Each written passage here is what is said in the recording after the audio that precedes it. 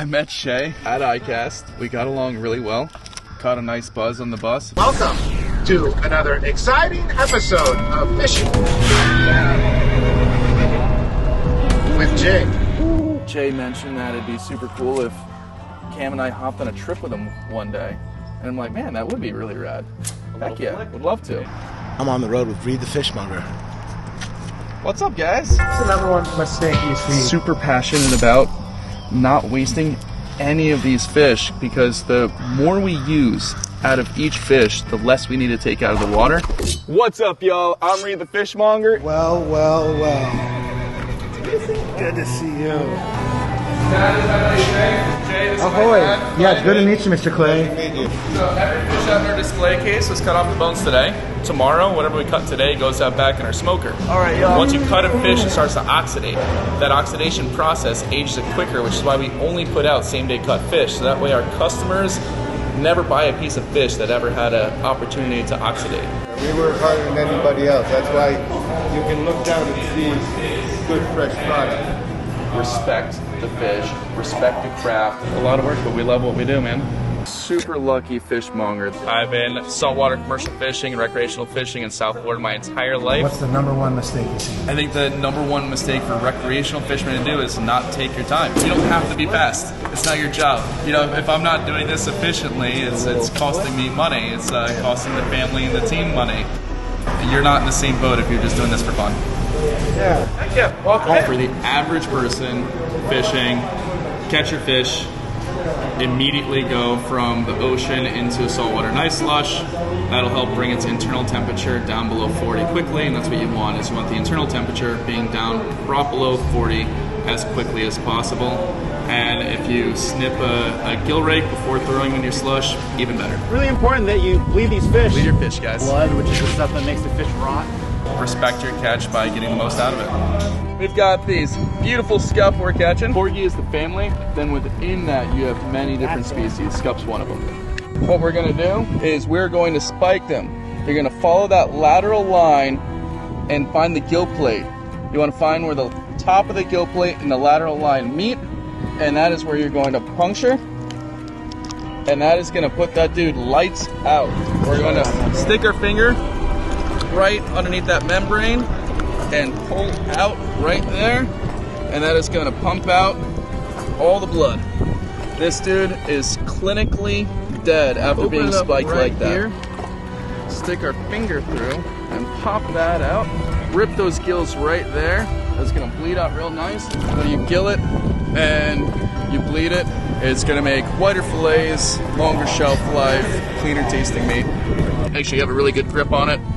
You can see how that blood is flowing out of it really good.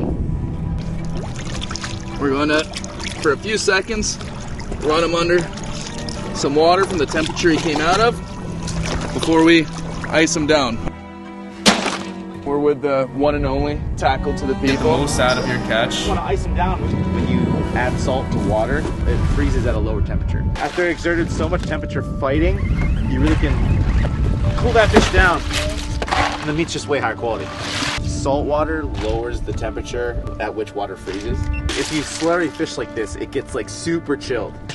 And it is freaking freezing cold. That's why slurrying is so advantageous to really preserving that shelf life of the fish. We're in Providence, Rhode Island at Fearless Fish Market. When your fish is as stiff as a board like this, that fish is in rigor mortis, and you know you've got a superior quality fish. You can see that these fish are beautifully stiff.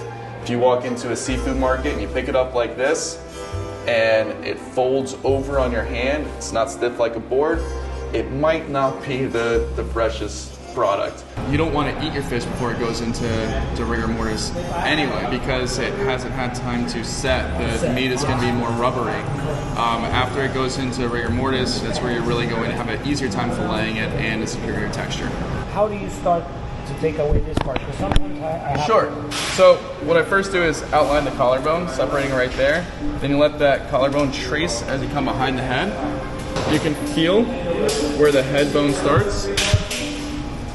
You want to go behind the head, and you're at an angle, so that way you get the meat in that pocket.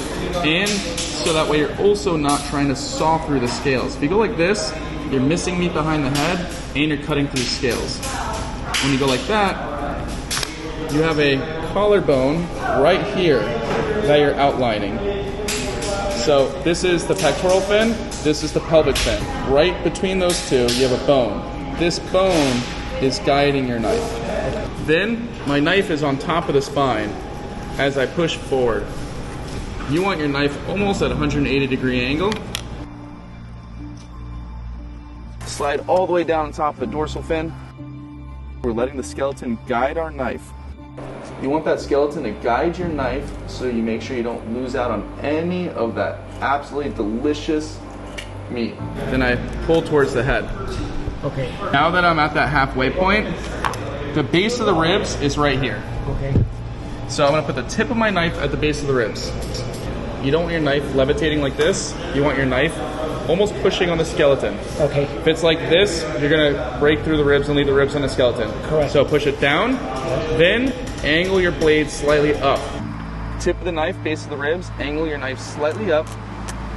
Okay. Then you push towards the head, letting the head stop your knife. And what that just did was it separated the connection the pin bones make to the ribs. These bones right here were connected to the ribs. Okay. You just separated the connection they have to each other. Now you can start hitting the other side. We're gonna use the tip of our knife to go to the top of the spine. That way we can dip the tip of our knife on the other side of the spine, not losing any of the meat. And then you can rest your knife right on top of those now exposed rib bones and start sliding down. That way we can slide down those rib bones nice and easy without getting any of the rib bones in our fillet.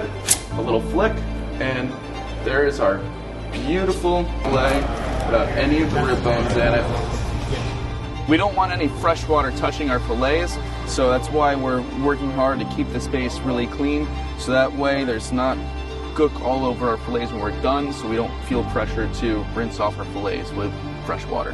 But now for skinning these fillets, we want to get a good grip right at the tip. We're going to start off at a hard angle, then as you get under the meat, we're going to flatten out our knife, just like that. Get a good grip on that skin. So when you're skinning these fish, there's a bloodline that runs on the skin. So instead of having your knife angled down, having your knife flat, see all the red that is on the skin, that is not on the fillet. Well water, many snapper, grouper, black sea bass, common species that you might fillet. The pin bone goes right here. You can feel them with your finger, super easy. Find the last pin bone with your finger, puncture, slide down. Find the last pin bone with your finger, puncture, slide down, and lift up. Now we've got all of the pin bones removed, and look how good those look. And if you follow those steps, you'll have a skeleton that you can read a magazine through, just like this one. Thank you so much for watching. Hope you all have a killer day. First time on the back of the school bus. That's for sure.